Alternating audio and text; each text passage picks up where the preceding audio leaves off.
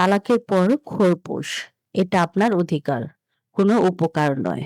প্রথমেই মনে রাখুন, তালাক হওয়ার পরে স্বামী তার স্ত্রীকে ইদ্যৎকালীন খোরপোশ দিতে বাধ্য।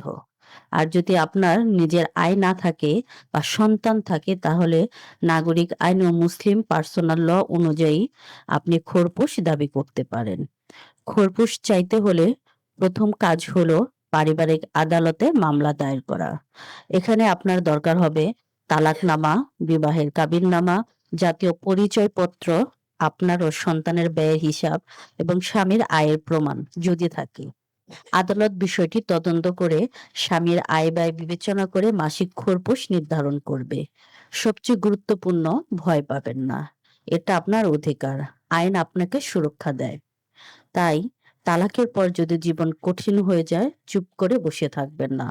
প্রাপ্য অধিকার আইনি উপায়ে দাবি করুন। আপনার সম্মান, আপনার নিরাপত্তা, আপনার ভবিষ্যতের জন্য।